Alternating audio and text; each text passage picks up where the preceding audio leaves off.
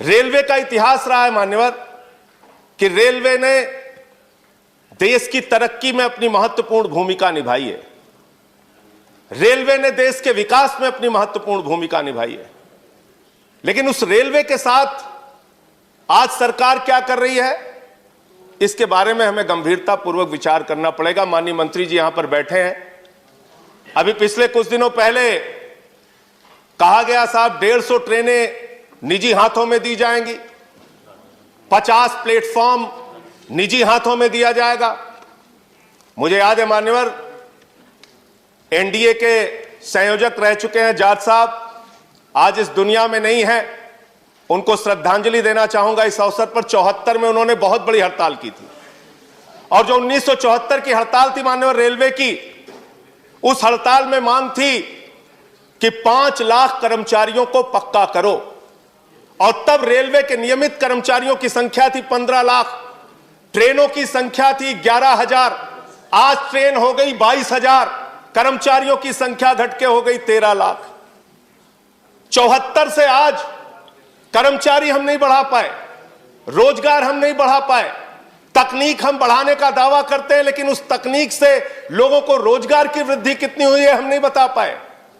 निश्चित रूप से दुर्घटनाओं का जिक्र अभी हुआ, उसमें कुछ कमी आई है, अच्छी बात है। लेकिन ये सब कुछ निजी हाथों में करने पर आमादा क्यों रहते हैं आप? सब कुछ बेचने के लिए तैयार क्यों रहती है सरकार?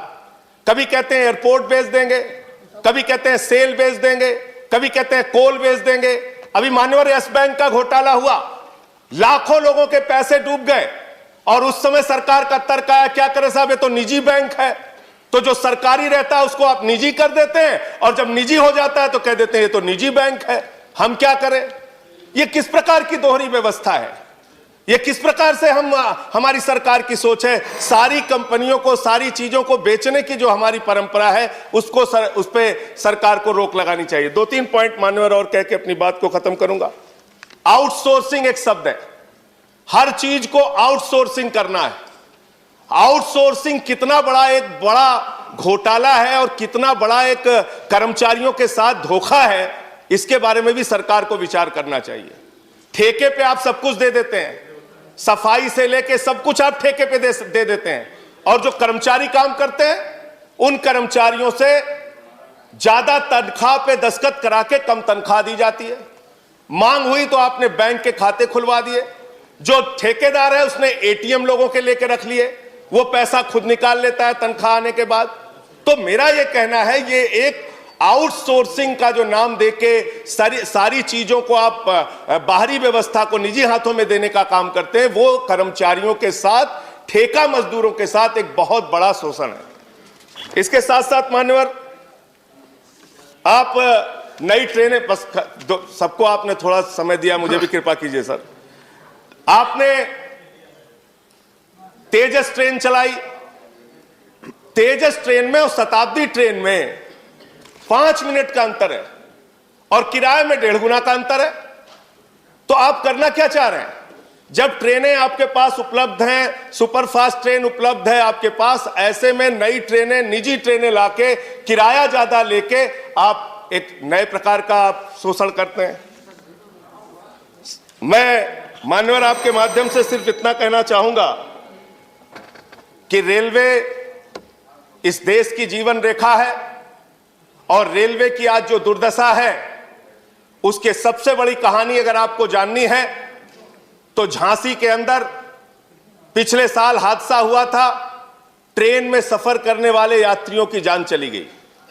गर्मी के कारण जनरल डिब्बों में लोगों को बैठने की जगह नहीं होती है, पिस के आते हैं वो लोग।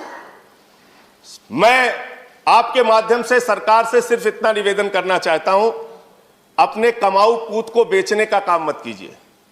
आपका अगर कोई लड़का मेधावी है, तेज है, अगर हाई स्कूल में अच्छा नंबर पाया, इंटर में थोड़ा कम नंबर पाया, बीए में थोड़ा अच्छा नंबर पाया, एमए में थोड़ा और कम पाया, तो उसको चौराहे पे आप खड़ा करके नीलाम मत कीजिए। उस व्यवस्था को ठीक करने का काम कीजिए। रेलवे के कर्मचारियों पर भरोसा कीजिए।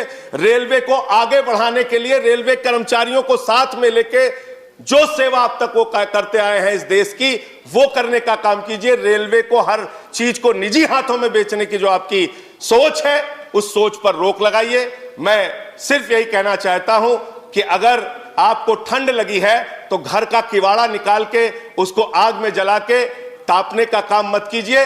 ये इसी प्रकार की व्यवस्था और इसी प्रकार की कार्रवाई आपकी है जो सारे सरकारी विभागों को आप निजी करते जा रहे हैं। बहुत बहुत धन्यवाद। श्री प्रफुल्ल।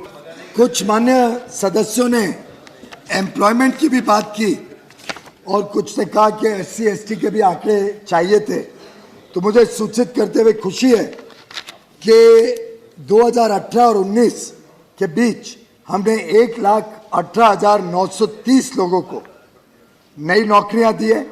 उसमें शेड्यूल्ड कास्ट 17,901 है, शेड्यूल्ड ट्राइब 9,196 है, OBC 30,139 है। जब तक ये प्रोसेस शुरू हो गया था तब तक इकोनॉमिकली वीकर सेक्शन का प्रावधान नहीं हुआ था। वो प्रधानमंत्री मोदी जी की सरकार ने सदन से पारित कराया 2018 में। अब जो अगली भर्ती है उसमें इकोनॉमिकली वीकर सेक्शन के लिए भी 10% रिजर्व किया जाएगा। दिव्यांगों को भी 1680 नौकरियां रेलवे दे पाया है और मैं समझता हूं कि हर प्रकार से भारतीय रेल इस देश में युवा युवतियों के उमंग और उत्साह को रिस्पेक्ट करता है। आगे चल के हमने नई भर्ती का प्रोसेस भी शुरू कर दिया है। उसके लिए टेंडर करना, एजेंसी ढूंढना वगैरह वो शुरू हुआ है।